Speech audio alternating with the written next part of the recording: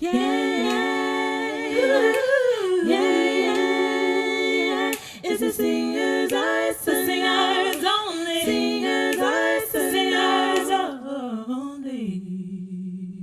Hey, it's Crystal Sherrill, and I am from the Indie Artist School, and welcome to the Singers Arsenal, where I show you how to develop your voice in a real way. All right, you guys, you know what? Today, this is my first episode, so I'm a little bit nervous. And I figured, why not talk about nerves while I'm feeling it, okay? Yes, I wanted to really debunk some common myths behind nerves and really peel back the layers that are really behind them in the first place. I myself have been performing professionally for over 10 years. So you'd think that I've had this like down pat, but the truth is it took me a long time to really figure out what was going on. One of the number one myths about nerves is that the more you get used to singing, the less nervous you will be. That's false, okay? The reason why I'm going to say that right now is because there is a lot associated to what makes someone nervous. Usually, nerves are rooted in insecurity, but sometimes it could be rooted in something like social anxiety, or it could have something to do with how high the stakes are. So even if you've been singing a long time, if it's an audition for something that's super duper important to you, you might find yourself still being nervous even though you normally aren't in a familiar environment. The second thing that might happen is that you assume that everyone in the crowd is watching you and holding their breath, expecting you to fail. That is, I'm going to have to say, that has a lot to do with social anxiety, or performance anxiety, either way you look at it. But that's something that I had personally struggled with the most. The truth is, when people come to see you perform, they want a good show. Okay, think about that. Nobody wants to go watch someone bomb. It's not fun for anyone. It's awkward for both of you, but let's not put all the pressure there to where you feel like you have to perform perfectly in order for everyone to feel good. The truth is, the level of expectation you have on yourself is most likely way, way, way higher than anyone else in the crowd. What I mean is, you're expecting perfection, everyone else is expecting entertainment. So if you find a way to just get used to the song, get connected to the song so much that you don't even have to think about it, then you can be present in the moment and just have a good time, okay? For some people, that means looking directly into each person's eyes and engaging with them, smiling at them, depending on your performance. Or it might mean that you're closing your eyes and you're really feeling the music. It doesn't matter how you find your presence, but either way, you want to be there. You don't want your mind to be over here thinking, oh my gosh, I made a mistake, or I might make a mistake on this hard part of the song, and blah, blah, blah, blah, blah, blah, blah. What that does is it pulls you completely out of the moment, and everyone can feel it. You too. So let's try to work on being present in the moment. So one of the things that I do to help myself feel more present is take a deep breath before I get on stage and just think this one thought. Everyone is here to have a good time. Okay? That's the truth. Unless you're singing at a funeral, okay? If you're singing at a funeral, everybody's not there necessarily to have a good time, right? But they're there to feel. Either way you look at it, they are there to feel something, and no matter what that feeling is, you're going to be required to be present, okay? So that's the first thing. Everyone is here to have a good time, myself included. And you could also think, if say it is a sadder situation, you could be like, I am here to help people heal. I am here to help people feel the words to the song. I'm going to be here and be of service, and we will be mutually engaged in this moment. And when you think of it like that, your audience doesn't become this judge and jury for you.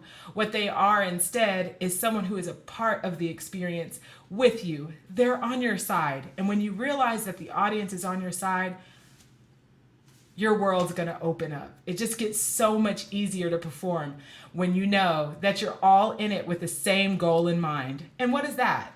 That's for you to do your best. That's so that they can feel the music and enjoy the experience. Everybody wants that. Okay? So just think about that the next time you get nervous. Another thing that you might find, aside from being afraid of the crowd, is being afraid of mistakes, the perfection. Yeah, that analysis paralysis.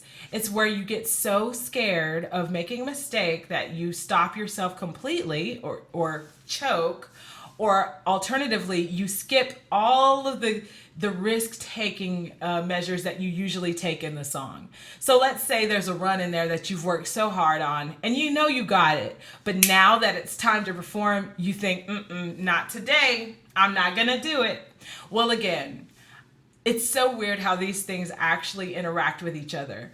But if you are present and in the moment and you're feeling the song, then you can actually express it in the best way possible.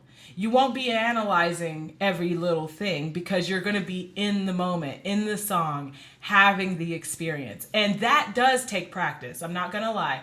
The more you perform, the easier it gets, but only if you're practicing being in the moment. Now, if you've trained yourself to perform and analyze everything you do, well, now you've got some unlearning to do. And so the next time you have an opportunity, you know what? How about you create your own opportunity? A low stakes opportunity. Go to a bar, or well, when COVID's over, when COVID's over, you can go somewhere where there's no one you know, okay? And if you bomb there, who cares? Just get used to being in the moment. Get used to practicing without the expectation, the heightened expectations of perfection. And I really want you to do something. This is major. This has to do with feeling secure in yourself. I want you to actually listen to the compliments people give you.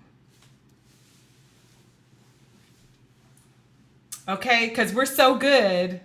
Listen. I might be really spilling some tea here, but we are so good at listening to all of the criticism, the haters, so to speak. And if you really were to look at it, we're talking such a small percentage of everyone. That's not majority. How many times has someone told you, great job, or you sound good, and you go, oh, thanks, but not really. I messed up on that one part. It's like you can't even accept the compliment, okay? What you're doing when you don't accept a compliment is you're not acknowledging your success. You're ignoring the things that you're doing correctly. And what that does is I'm telling you guys, it's a snowball effect. What happens is that you look back and you think of every song, every performance you've ever had, and all you ever remember are your mistakes. And when you're thinking like that, of course, the next time you perform, you're thinking, oh my gosh, here it goes again. Mistake city, okay? Insecurity town, okay? I know I'm getting corny here, but hopefully you understand what I'm saying. If you open yourself up to remembering instead, remember that time that person came up to you and said, oh my gosh, I love your voice. Or that last time someone said, oh my goodness, that song, it means so much to me. It changed my life. I'm so glad you sang that. Or if you think about the last time someone told you, wow, I don't know how you do it. Anytime you get those kind of compliments, lock them in your brain, save them for later, tell them thank you, and really receive it. That's going to be your biggest challenge and the number one thing that will really help you get over your nerves. It's all about perspective.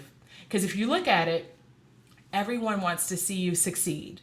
Okay, not everybody. There's some haters out there. And most of your haters are people who would never have the guts to do it at all. Okay? And if there's someone that are doing it, they are also insecure in themselves.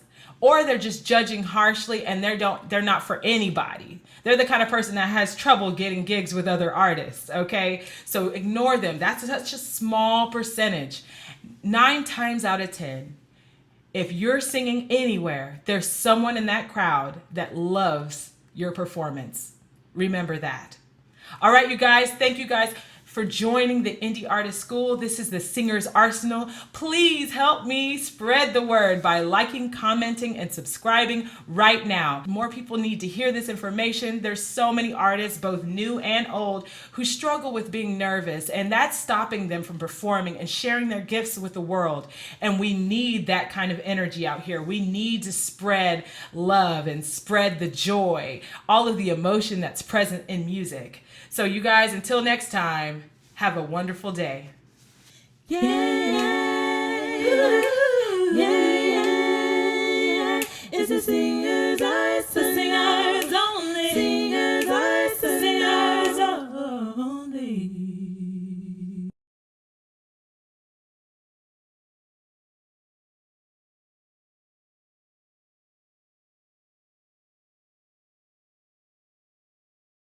Yeah, yeah, yeah, yeah. It's the Singer's